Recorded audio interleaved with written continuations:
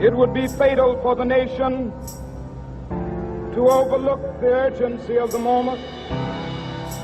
Now is the time to rise from the dark and desolate valley of segregation. Let freedom ring from every hill and molehill of Mississippi, from every mountainside. Let freedom ring. I have a dream today.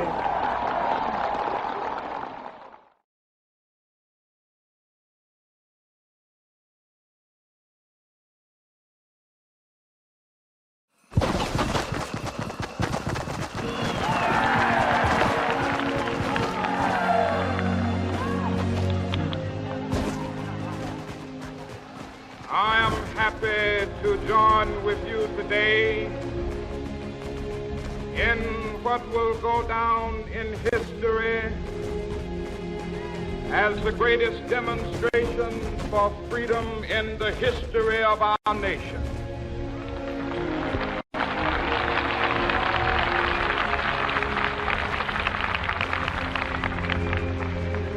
Five score years ago, a great American in whose symbolic shadow we stand today signed the Emancipation Proclamation. This momentous decree came as a great beacon light of hope to millions of Negro slaves who had been seared in the flames of withering injustice. It came as a joyous daybreak to end the long night of their captivity. But 100 years later, the Negro still is not free. 100 years later, the life of the Negro is still sadly crippled by the manacles of segregation and the chains of discrimination. 100 years later,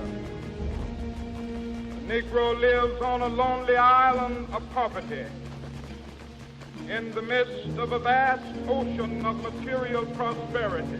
100 years later, the Negro is still languished in the corners of American society, finds himself in exile in his own land. So we've come here today to dramatize a shameful condition. In a sense, we've come to our nation's capital to cash a check. When the architects of our republic wrote the magnificent words of the Constitution and the Declaration of Independence, they were signing a promissory note to which every American was to fall heir. This note was a promise that all men, yes, black men as well as white men, would be guaranteed the unalienable rights of life, liberty, and the pursuit of happiness.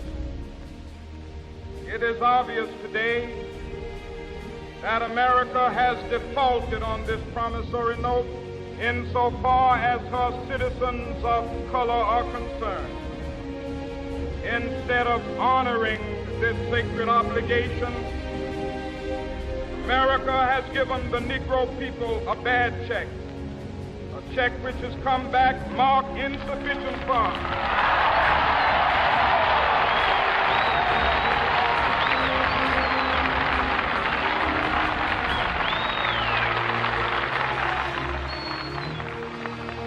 But we refuse to believe that the Bank of Justice is bankrupt. We refuse to believe that there are insufficient funds in the great vaults of opportunity of this nation. So we've come to cash this check, a check that will give us upon demand the riches of freedom and the security of justice.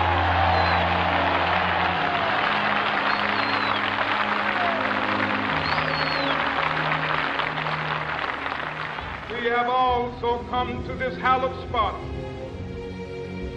to remind America of the fierce urgency of now. This is no time to engage in the luxury of cooling off or to take the tranquilizing drug of gradualism.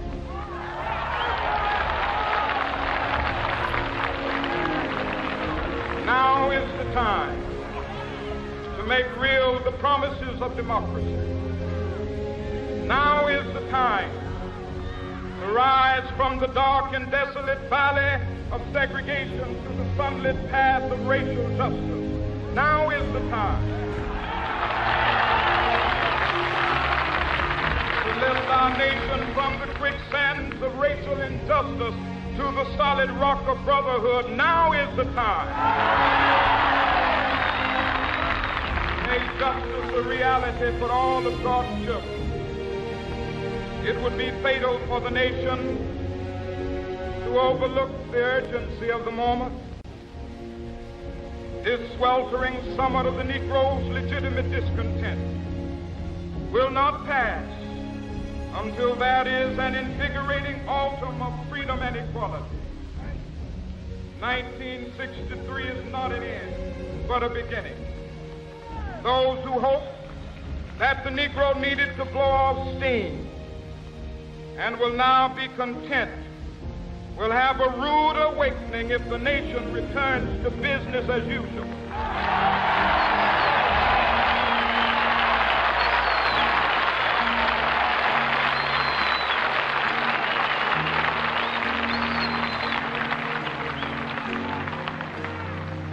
There will be neither rest nor tranquility in America till the Negro is granted his citizenship rights.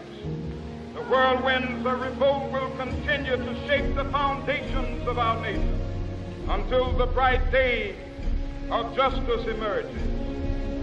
But that is something that I must say to my people who stand on the warm threshold which leads into the palace of justice.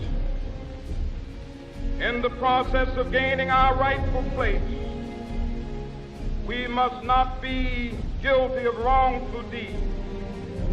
Let us not seek to satisfy our thirst for freedom by drinking from the cup of bitterness and hatred.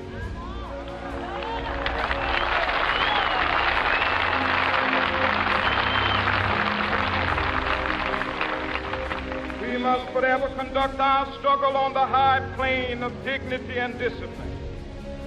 We must not allow our creative protests to degenerate into physical violence.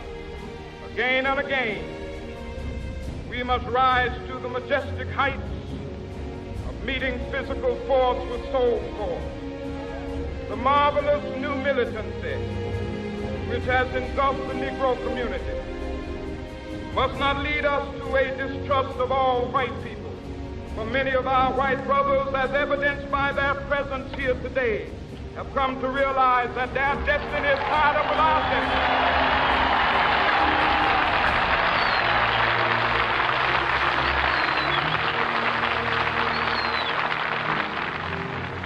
They have come to realize that their freedom is inextricably bound to our freedom. We cannot walk alone. As we walk, we must make the pledge that we shall always march ahead. We cannot turn back. There are those who are asking the devotees of civil rights, when will you be satisfied? We can never be satisfied as long as the Negro is the victim of the unspeakable horrors of police brutality. We can never be satisfied as long as our body is heavy with the fatigue of travel, cannot gain lodging in the motels of the highways and the hotels of the city.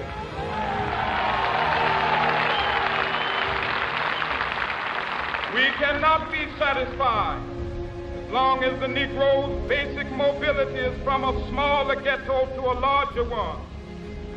We can never be satisfied as long as our children are stripped of their selfhood and robbed of their dignity by signs stating for whites only.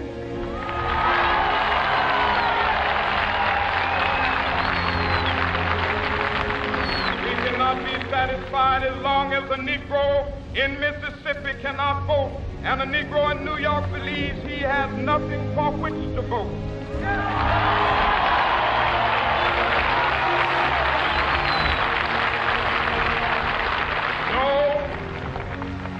No, we are not satisfied, and we will not be satisfied until justice rolls down like waters and righteousness like a mighty stream.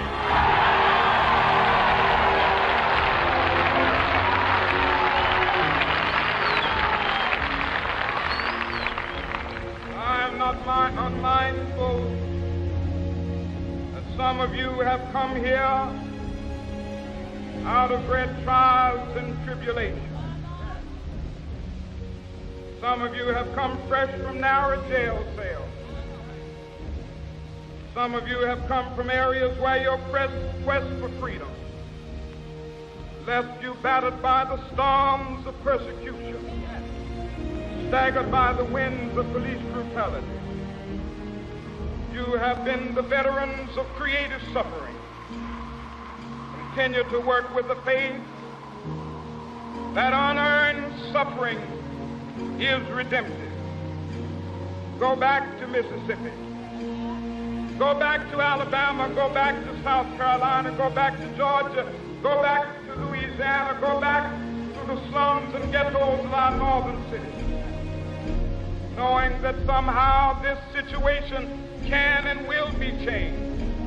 Let us not wallow in the valley of despair. I say to you today, my friend,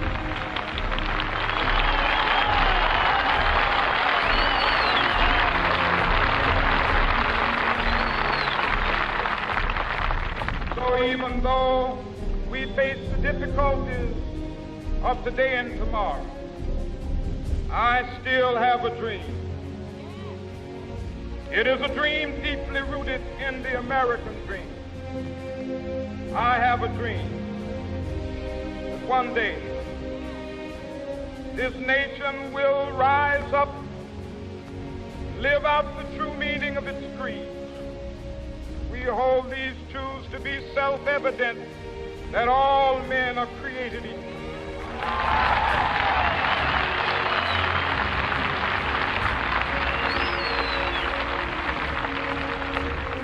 I have a dream that one day on the red hills of Georgia, sons of former slaves and the sons of former slave owners will they be able to sit down together at the table of brotherhood. I have a dream that one day even the state of Mississippi, a state sweltering with the heat of injustice, sweltering with the heat of oppression, be transformed into an oasis of freedom and justice. I have a dream. My poor little children will one day live in a nation where they will not be judged by the color of their skin, but by the content of their character. I have a dream today.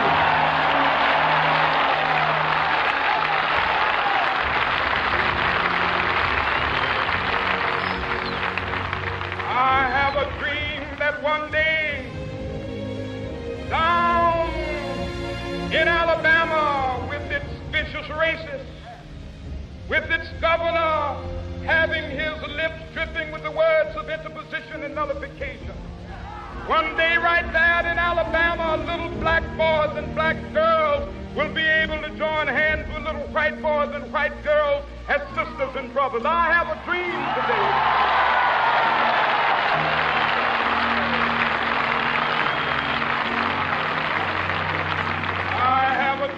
That one day every valley shall be exalted, every hill and mountain shall be made low, the rough places will be made plain, and the crooked places will be made straight, and the glory of the Lord shall be revealed, and all flesh shall see it together. This is our hope. This is the faith that I go back to the South with. With this faith, we will be able to hew out of the mountain of despair a stone of hope. With this faith, we will be able to transform the jangling discords of our nation into a beautiful symphony of brotherhood. With this faith, we will be able to work together, to pray together, to struggle together, to go to jail together, to stand up for freedom together, knowing that we will be free one day.